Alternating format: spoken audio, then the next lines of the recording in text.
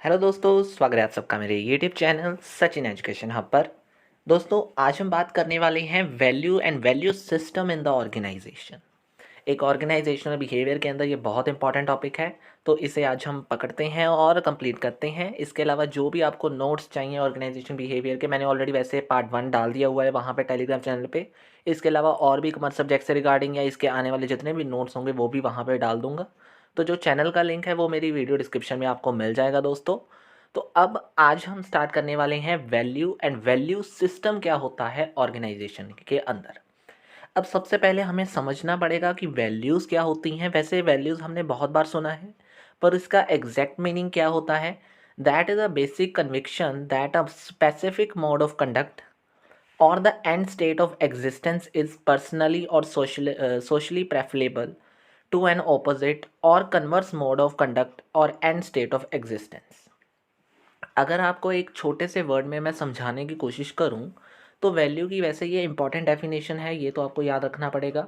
और एक specific mode of conduct मतलब जिस तरीके से किसी काम को करना, और and state of existence, existence मतलब लास्ट स्टेज पर जो हम काम कर रहे हैं कि मतलब हमें ये करना ही पड़ेगा।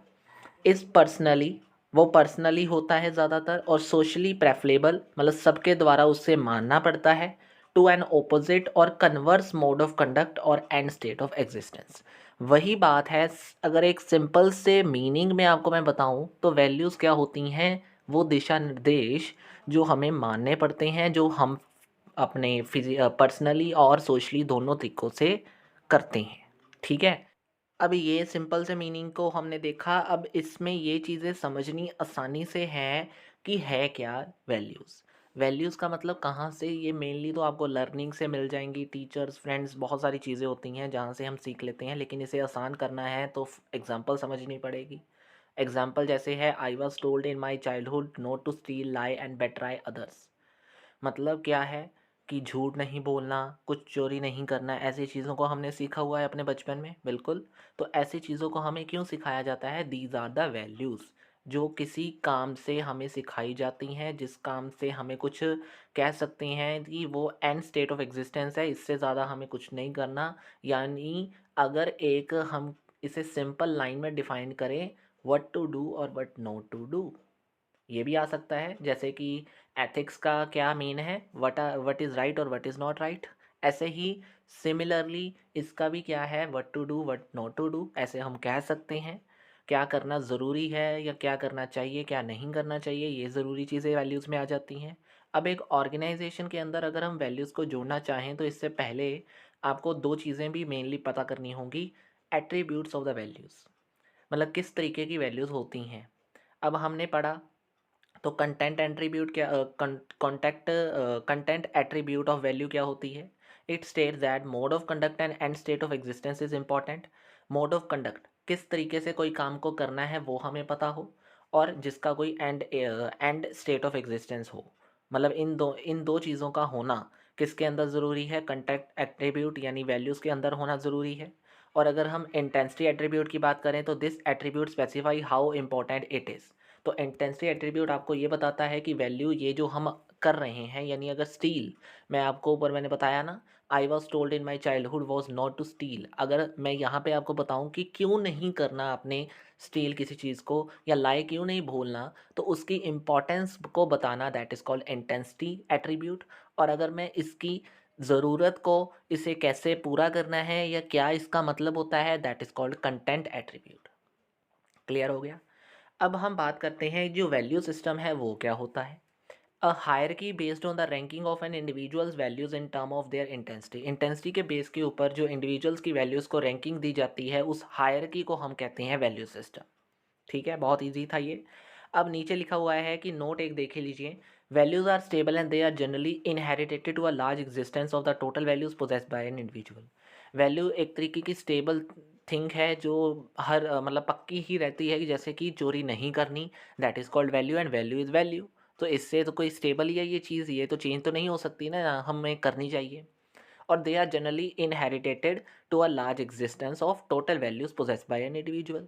एक इंडिविजुअल के लिए, या इंडिविजुअल जितनी भी वैल्यूज़ को अपनाता है, मतलब उसे ये चीज़ ध्यान मतलब लंबे समय तक ये जो वैल्यूज़ हैं वो हमारे साथ रहती हैं और ज़रूरी होती हैं पूरी लाइफ में आगे बढ़ने के लिए। तो अब वैल्यूज़ के बारे में थोड़ा बहुत हमने जितना जानना था वो हमने जान लिया। अब इसमें आगे आती है इसकी इम्पोर्टेंस। तो मेन 4 इम्पोर्टेंस है इसके अंदर कि values lay down the foundation for understanding the behaviour, attitude and motivation. Values का होना ऑर्गेनाइजेशन के अंदर इसलिए ज़रूरी है क्योंकि ये हमें बिहेवियर, एटीट्यूड और मोटिवेशन कैसे करना है एक इंडिविजुअल को, उसके बारे में ज़रूरी है, एक मतलब ज़रूरी एट्रीब्यूट है। Value represent the interpretation of right and wrong. मैंने ऊपर बताया था कि what to do, what not to do, what is right और व्हाट इज़ रॉन्ग। एथिक्स के ज़रिए ही ये काम करता है कि क्या सही है और क्या गलत है, और या फिर क्या करना चाहिए क्या नहीं करना चाहिए, इसे भी जोड़ सकते हो साथ में। It influences our perception of world around us. ये हमें ये बताता है कि किस चीज़ से हमारे साथ वर्ल्ड सारी चीज़ों से कांटेक्ट में है। जैसे कि अब इन्फ्लुएंसेस मतलब जैसे चोरी नहीं करनी, अब ये सभी को पता है, सभी को मतलब पूरे वर्ल्ड को पता है। लेकिन चलो वो बात अलग है कि होती है, लेकिन है तो एक फैक्ट जो पूरे वर्ल्ड में अराउंड में क्या फैला हुआ है, एक मेन परसेप्शन बनकर फैला हुआ है। इट इम्प्लिसिस दैट सम बिहेवियर और outcome is preferred over others.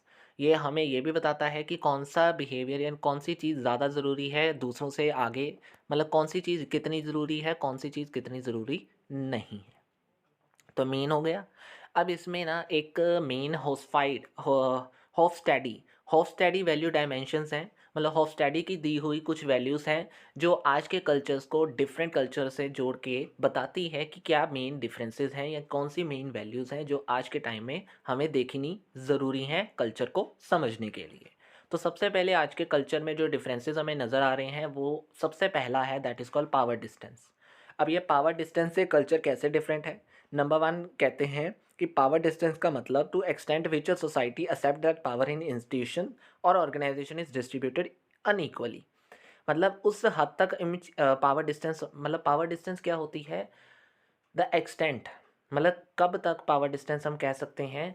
यानी अगर हमने अपने कल्चर को, आसपास के कल्चर डिफरेंसेस को जानना है, डिफरेंसेस को पता करना है, तो सबसे पहली चीज़ हमें पावर डिस्टेंस देखना होगा कि कितने हद तक हमने अपनी जो पावर्स हैं उनको अनइक्वली डिस्ट्रीब्यूट किया हुआ है। अगर तो कम एरिया में हमने डिस्ट्रीब्यूट किया है that is the low distance, then automatically हम समझ जाएंगे कि पावर इक्वल है और डिस्ट्रीब्यूटेड आसानी से की गई है, मतलब इक्वली डिस्ट्रीब्यूट की गई है इन शॉर्ट। और अगर जो हमारे पास पावर डिस्टेंस अगर ज़्यादा है, हाई डिस्टेंस है, तो इसका मतलब ये है कि पावर इतनी हद तक नहीं जा सकती, कहीं ना कहीं पावर्स को हमने अनइक्वली डिस्ट्रीब्यूट किया है जो हर किसी के पास आजकल आ रही है। फिर आता है इंडिविजुअलिज्म और कलेक्टिविज्म। अब इंडिविजुअल का मतलब the degree to which people prefer to act as a individual rather than a member of group. अगर हम इंडिविजुअलिज्म और कलेक्टिविज्म में देखें तो इसका मतलब क्या होता है कि एक पर्सन अपने अंदर कैसा है, यानी ग्रुप ऑफ मेंबर से अलग होकर कैसा काम कर रहा है, और कलेक्टिविज्म मतलब एक ऐसा सोशल फ्रेमवर्क जो अदर्स के साथ लिंक करके ही हमेशा काम करता है। यानी अगर हम ऐसे बिहेवियर को अंडरस्टैंड करना शुरू कर दें कि एक अलग रख दें इंडिविजुअलिज्म को और कलेक्टिविज्म को अपने अलग रख दें, तो दोनों के बेस को हम देखकर अपनी इन वैल्यूज़ के ज़रिए नेचुरल कल्चर्स के डिफरेंसेस को आसानी से पता कर सकते हैं, अंडरस्टैंड कर सकते हैं। ठीक है जी। चलिए, तीसरा हमारे पास आता है मैस्कुलिनिटी और femininity. Both refers to tough and tender. इसे हम एक टफ वर्सेस टेंडर भी कह सकते हैं, जो हमें आज के टाइम में सोसाइटी के लिए ज़रूरी हैं, मतलब कंसीडर द, जो हमें ये बताती हैं कि society for achievement, attitude toward equality against sexuality और बिहेवियर। मतलब आज के टाइम में कैसी प्रेफरेंसेस हैं सोसाइटी की एक अचीवमेंट को लेकर, मतलब इन सभी जेंडर बेसिस के बेस पे, बिहेवियर के बेस पे, मतलब क्या उनके प्रेफरेंसेस हैं। टफ एंड टेंडर वर्सेस इसे हमें देखा है। अब ये टफ एंड टेंडर को अगर हम क्लियर करें तो इसका मतलब क्या है मैस्कुलिनिटी का, come with the following characteristics, distant gender roles, assertive and concentrated on material achievements, जिसे हम क्वांटिटी ऑफ लाइफ भी कहते हैं। अब क्वांटिटी ऑफ लाइफ का मतलब क्या है, डिस्टेंट मतलब वो मतलब उसका जेंडर रोल अलग है, मतलब मैं कह सकता हूँ इतने, मतलब आजकल जो मतलब मेन हम कह सकते हैं जिसमें हम डिस्ट्रीब्यूशन करते हैं। असरेटिव मतलब एक नंबर्स के ज़रिए, या फिर अगर मैं कह दूँ कि आज के टाइम में इतने लोग हैं जो वो अच्छे नहीं हैं, इतने लोग अच्छे हैं, या फिर असर्टिव हैं, या हम एक तरीके से मटेरियल अचीवमेंट्स की ओर अगर ध्यान देना शुरू कर दें कि कितनी हैं कितनी नहीं है, मैं क्वांटिटी की बात करना शुरू कर दूं, तो वो होता है मैस्कुलिनिटी। अगर फेमिनिटी की बात करें तो हम फ्लूइड जेंडर रोल्स को देखते हैं कि अंदर से वो कैसे हैं, उनका असल में क्या रोल है, मॉडेस्ट हैं क्या, मतलब वो क्या वो concerned with equality of life. मतलब वही बात आ गई कि पहले वाला क्वांटिटी ऑफ लाइफ के ऊपर बेस है और दूसरा है क्वालिटी ऑफ लाइफ। तो इन दोनों को भी अगर हम अलग अलग से तरीके से देख रहे हैं तो कहीं ना कहीं नेचुरल कल्चर में डिफरेंसेस को हम अच्छे से अंडरस्टैंड कर सकते हैं कि कितनी क्वांटिटी ऑफ लाइफ है, कितनी क्वालिटी ऑफ लाइफ है, और दोनों में क्या अंतर आजकल चल रहा है। ठीक है। फिर आता है अनसर्टेनिटी अवॉइडेंस। अब अनसर्टेनिटी अवॉइडेंस क्या होती है? इस हद तक देखना विच अनसर्टेनिटी आर टॉलरेटेड या एम्बिगिटी आर अनटॉलरेटेड, मतलब सॉरी टॉलरेटेड। अब किन चीज़ों को टॉलरेट किया जा रहा है आज के टाइम में, किस अनसर्टेनिटी को हम अच्छे से टॉलरेट कर रहे हैं। मतलब टॉलरेट एक अच्छी चीज़ तो नहीं है, मतलब टॉलरेट करना क्या होता है, मतलब किसी भी तरीके बस हम देख ही जा रहे हैं कैसे है वो चल रहा। यानी this dimension consider how unknown situation and unexpected events are dealt with. कैसे हमारे पास आने वाली अनएक्सपेक्टेड चीज़ें हैं, जो वो अननोन सिचुएशंस हैं, उसे हम कैसे अच्छे से डील कर रहे हैं, ये आता है इसमें। यानी अगर मैं ये बात करूं कि हाई अनसर्टेनिटी अवॉइडेंस है तो लो टॉलरेंस, मतलब अगर हम अच्छे से अनसर्टेनिटी को अवॉइड कर लेंगे, हाई अनसर्टेनिटी अवॉइडेंस है हमारे आसपास, तो इसका मतलब हमारे पास लो टॉलरेंस है किसी अनसर्टेनिटी के लिए या फिर रिस्क टेकिंग के लिए, यानी हम अच्छे से उसे टॉलरेट नहीं कर सकते। यानी this unknown is minimise through strict rules. हमें ये क्या करना पड़ेगा, उस टॉलरेंस को दूर करने के लिए स्ट्रिक्ट रूल्स बनाने पड़ेंगे, रेगुलेशंस तैयार करनी पड़ेंगी। लेकिन अगर लो अनसर्टेनिटी अवॉइडेंस है, यानी जिसे हम कह सकते हैं कि हमारे पास हाई टॉलरेंस है जिसको टॉलरेट करने की, रिस्क टेकिंग लेने की, और उसे हम अच्छे से ओपनली एक्सेप्टेड कर सकते हैं, जैसे कि हम कह सकते हैं कि रूल्स एंड रेगुलेशन की ज़रूरत हमें कम पड़ेगी। तो ये हमारे पास फोर्थ हो गया। अब ये लास्ट हमारे पास क्या कहता है, long term orientation versus short term orientation. यानी एक ऐसे हद तक देखना कि सोसाइटी के व्यूज़ उसके टाइम होरिजन के साथ कैसे हैं, the extent to which society views its time horizon, वो अपने टाइम होरिजन को कैसे देख रही है। जैसे कि अगर लॉन्ग टर्म ओरिएंटेशन देखें तो वो कहता है shows focus on future and involve delaying short term success. यानी इसमें हम सिर्फ लॉन्ग टर्म सक्सेस को देख रहे हैं, शॉर्ट टर्म को आगे मतलब उसी तरीके से कह रहे हैं कि डिले करते जा रहे हैं।